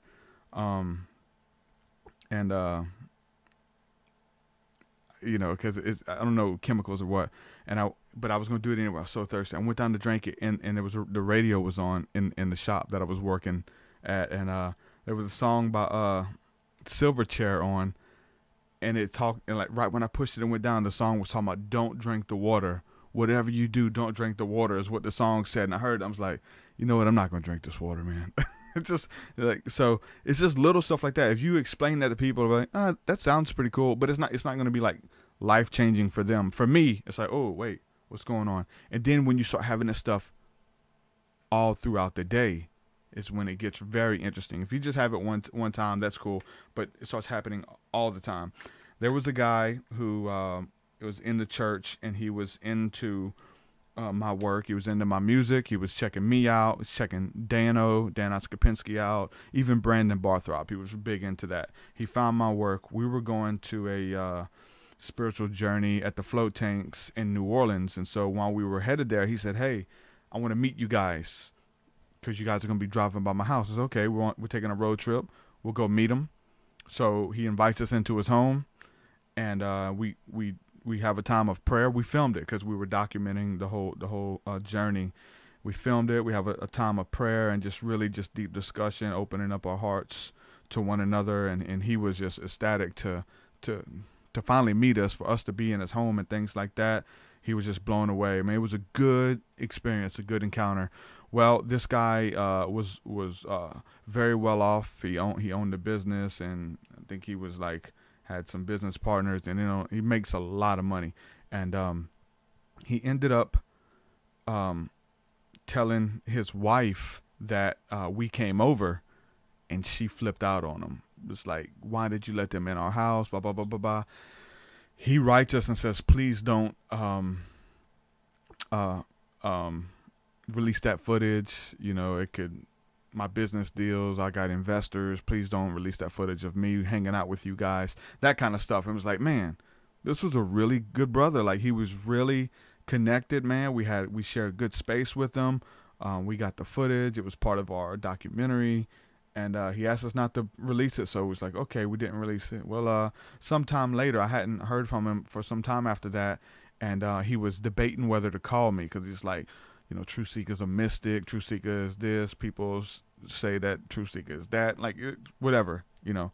Everybody's got an opinion, not just of me and just the company I keep. You know, if I was, you know, in the same company with Brandon Barthrop or Dano, people got their own conclusions. But anyway, this synchronicity for him was awesome, because he's driving through a little small town called Mandeville, Louisiana, which is 2.5 hours from me. He's riding in his car, and he's thinking about calling me. We say, no, I don't need to call him. I shouldn't. We say, you know what? I want to call. He wants to call me, but he don't know if he should. And then he's on my Facebook page, and he's scrolling at the red light, and he looks up in front of him, and there was a van in front of him with a TruthSeekah bumper sticker on it in Mandeville, Louisiana, a little small backwoods hole-in-the-wall town that many of you have never heard of. And it said "Seek Truth," and it had my stickers and stuff. And that was synchronicity for him to go ahead and call me up and kind of fix our relationship or whatever, and to apologize and stuff. So he was on my Facebook and looked up, and he seen my bumper sticker. There's not a lot of cars with my bumper stickers on them, right? I used to have a bunch of them. I need some more, but so anyway, he called me, and we patched our relationship up and stuff. And so little things like that to pay attention to. I think God speaks through everything. God speaks through, if he could speak through a donkey in the scriptures, he could speak through us. He could speak through the television. I mean, I just put up a clip where Busy Bone from Bone Thugs and Harmony on the interview I did with him, where he's talking about God speaking to him through the television. Obviously, in that interview, he's all over the place, but there's some other excerpts of him talking about watching the TV and talking to God through the TV. Just some deep, off-the-wall stuff, man, that's real. Like, God speaks through everything. Our situations, our circumstances, the thoughts in our mind, our fears. If we're listening, he speaks through everything. And that's the beautiful thing, that you can't see God in at all until you can see God in all.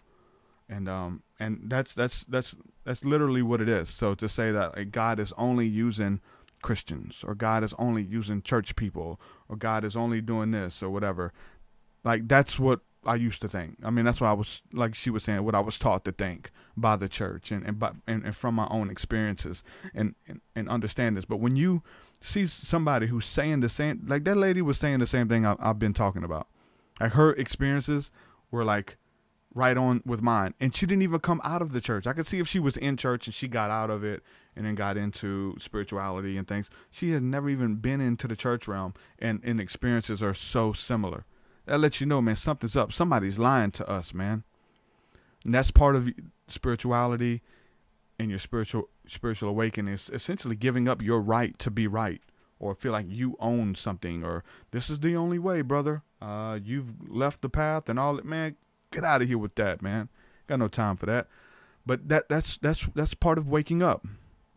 You have to go through these experiences to wake up, and you see everybody as an extension of yourself, because they really are. Everyone is an extension of you. And like I said, you got to see God in all, or you can't see God at all.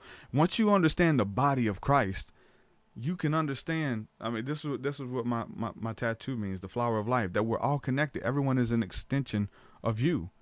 And it's the truth. So nobody's different. And if we look at when we bring in the Bible into the picture, we go to Acts chapter 10, which I love to talk about. It talks about calling no man unclean. That's that whole thing where Peter seen the sheet come down, which was a talit. If you're watching on video, I have one here. This is the black one, just because I like black. But he's seen it come down, and it was by tradition lowered by the fringes, and it had pigs and all kinds of unclean animals in it that they would never eat. And God says to Peter in the vision, take it and eat of this. And he's got pigs. Just like, no way, I've never ate a pig. Like, I've never ate anything unclean. He's like, no, take it and eat. And so it's funny that a lot of Christians like break that down and say, well, he was just showing us that you can eat whatever you want. But then at the end of that vision, he gets the interpretation, and it says to call no man unclean. Don't think of yourself better than anybody. The whole level, the playing field is even. It's level. And the scripture says that God will deal with anybody as long as they will repent. There's people who, man, I got people who, they're scared to talk to me. You know what I'm saying? Like they feel like we're on different levels. It's so funny that even like in the church realm, there were so many people who, like, when I left the church, they didn't want to talk to me because they knew that I knew the Bible so well, and they didn't want to debate me because they knew, like, I guess I would handle them with the scriptures, and I would. Let's just be honest, I would. And so, but they wouldn't come to me because of that, right? And it just shows you that people are on these different levels, and people don't want to be uncomfortable. They don't want to be challenged. And so you're different. you're this, you're that, you're a mystic. And I say this, and I know I sound like a broken record, but I'm going to say it because there's always new listeners. There's always new people listening. Do not let anyone label you and generalize. Don't never let these people do that to you, especially because I'm telling you, I have to deal with the Christian stuff. I have to deal with the church stuff because so many people listening to this show are people who are coming out of the church, people who are coming out of religion, and they feel isolated. They feel alone. They don't have nobody to talk to. I've been there. I've stuck my neck out there. This show was doing so well because I've done that. It's 100% because I've been faithful to do that. And I get the messages in my inbox daily, and it's working. What I'm doing is working. And so I'm letting you know, church people coming out of that, don't feel isolated. Don't feel alone. When your friends and your family try to disown you, what did Jesus tell you, though? Didn't he tell you that that's what was going to happen? That your friends and family were going to hate you for my name's sake? They're going to try to tell you that you left the faith or you left Jesus or whatever. No, Christ is love. If you have forsaken love, then yeah, you've forsaken Jesus. But if you're walking in the spirit of love, then don't let these people put any of those type of labels on you or barriers, and don't let them generalize. Don't let them say, a true seeker is a mystic. But, okay, I am a mystic. I like that word. But what do you mean when you say that? They say you're into mysticism. What do you mean? What is mysticism? Like, what are you talking about? Am I into astrology? Am I into that? Okay, well then if we can break it down and be specific about these things, then you can win them over and you can prove what you believe. You can't really prove a generalization. Oh, you're a Gnostic. Hold on. I don't agree. I don't call myself a Gnostic. There's so much of that I don't agree with, and for a good reason, right? And so don't let nobody just throw these names on you. Make them break it down and prove why they are calling you that, whatever they have a contention with. If you call me a mystic because I believe in UFOs, okay, we can go to the scriptures on that. I believe in astrology. We can go to the scriptures on that. You believe in divination. I heard you got tarot cards. We can go to the scriptures on that too. It's all in there. It's all in there. Maybe not by name. Obviously, the Bible doesn't use the word tarot cards. You know what I'm saying? The Bible doesn't use the term psychic abilities, but guess what? They're in there. It's in there. It really is. And it's in there in a good light. In a good light. And I understand. Trust me. I get the phone calls from some people who are concerned, some friends who are still concerned. But the scripture says that you'll be judged more harshly, those of you who are teachers. And so I'm on a platform and I'm telling people that it's okay to look into some of these things, right? It's okay to look into divination. It's okay to look into astrology. I say use the Bible as a frame of reference. That's what I do. I can only tell you what I do. Other than that, whatever works for you, that's between you and God. But for me to endorse something, I use the Bible as a frame of reference. And I'm going to tell you what, there's a bunch of stuff in them scriptures that people don't even know exist.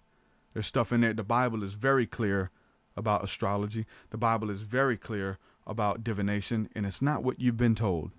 It's not all demonic. It's not all negative. It's not, you won't be possessed. It shares information about these subjects in a good light, 100%. And I will take that up with my Father. And so there's a lot of people who listen to this. They get mad that I now have a growing platform and they don't agree with the stuff I'm sharing. And I will have to take it up with the Father. But trust me, I take it to him in prayer. I submit myself before God, and I trust and believe that what I'm doing is righteous. And you all have to live by that same conviction too. You know what I'm saying? There's people who come and go out of your life all the time. And there's people who can only be there just for certain seasons, man. If it's time to let them go, I'm not saying you have to let them go, but let them walk. Don't kick them out your life. But if they want to walk, let them walk. When the time is right and the season is right, they'll come back if they're meant to come. You got to understand, like, eventually you'll kind of be like me. If you're just getting into this, eventually you'll represent something else. You won't be Chris. You won't be Lil T. You won't be Lane. You won't be Nicolle. You'll represent an idea, right? It's not that they have a contention with you. It's about what you represent. And so they have a problem with that. Don't take it to heart. Don't get offended. Don't walk in offense, but walk in love and truth towards all people, no matter what they call you, no matter what they believe in. All of these things was in the scriptures, talking about you're going to be hated for my name's sake, and all who live righteously in Christ Jesus shall suffer persecution. But then you freak out when the persecution happens. We can't be doing that. So understand that you're in a good place, and if you're receiving persecution, if you're receiving judgment, hatred, abandonment, just know you're in good company. You're not alone. You got a big army of people who are here with you. You have a community. You got people who love you. We believe in you. Even if you don't believe everything we're talking about, if some of the things we say you have contention with, the thing is, like, that's what Nicolle was talking about. We're not defined by that. My dogma doesn't define me. Even me, I have to come out of dogma still. Like, this is a daily thing, but when you're able to recognize it, then you're able to move beyond it and kind of transcend it, not to let it harm you. You know what I'm saying? Not to let it hold you back or mess up friendships and things like that. Your dogma, your hang-ups, once you're awakened, man, and once you've done the spiritual work, you're able to see this stuff in your life. Because, I mean, you have to see it in the light first, and then the next time when something like that's coming up or creeping up, or bitterness or resentment, you can feel it and you can deal with it, versus like we were talking about living 10, 20, 30, 40 years with resentment towards the pastor, resentment towards your grandmother or your mom because they look down upon you because you're different, or they disown you. Dude, they're doing it. Like, I have really good friends who are being disowned by their families, like, to the point of tears and the point of heartache. And it's the real deal. This is a spiritual warfare. So I put my neck out there for that. Look, I love each and every one of you guys. Stand strong. If you need somebody to talk to, man, I'm on social media. Hit me up. Look me up.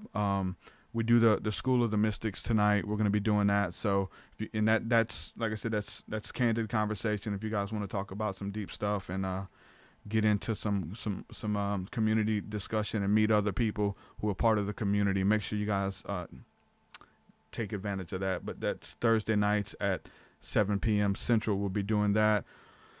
The new album pre-order is up. You guys can purchase that if you'd like to support my work and do that. All this stuff is at TruthSeekah.com. There's links to everything there. New album. I just put the pre-order up last night. The album is almost done. It's being mixed and mastered, and I'm waiting on 2 more verses, but essentially the album is what it is. And there's a sampler and all that stuff on the website as well. So check it out and support my work if you find this podcast at all valuable. If you can do it, I mean, there's ways to support. I know everybody, you know what I'm saying, can't support financially. There's other ways of just sharing the work, sharing the music, sharing the information that we're putting out. So everything helps, man. And I appreciate you guys, like, to the point where I'm moved, man. I'm moved that you guys are resonating with the work and you guys believe in me so much that you support me financially on Patreon. I know you get music and all that stuff, but I'm just still blown away that you guys want to see me succeed and really are backing the message, because it's growing. There's a lot of people listening to this show now. I'm blessed. I'm elated. I'm moved that you guys are resonating with it. And it lets me know I'm not alone, right? Because I was in those same shoes, man, thinking that I was alone, that I was the only one. Can you imagine? You know, I'm having all these experiences where I'm seeing UFOs and going out and summoning ETs and stuff, and for hours praying, looking into the sky, right? I didn't have nobody to talk to, man. Like, I had to go online and find podcasts, and there wasn't a lot at the time. And there was people doing it, and you had your big shows, but there was people who played a key role in me not losing my sanity. Like, I try to go to my friends and be like, hey, man, I'm seeing UFO, and they got kids and stuff, and I'm telling them about me, like, come on. This is insane. I know you guys are going through the same thing. I'm reading some of the messages here about going out and seeing the moving lights in the sky, right? You know, so this is what it's about, man. Like I said, I love each and every one of you guys. Thank you for the support, and send me an email. I know a lot of you guys are wanting to get in contact with me. Send me an email, and I'll try to write you back. Peace and blessings to each and every one. God bless. Your way so much higher than mine, so much higher than mine, so much deeper than mine, so much deeper than mine. Well, that does it for this episode, folks. To hear more episodes of the TruthSeekah podcast, head over to TruthSeekah.com. And if you're wanting to support the show and get rewards, go to our Patreon page at patreon.com/TruthSeekah.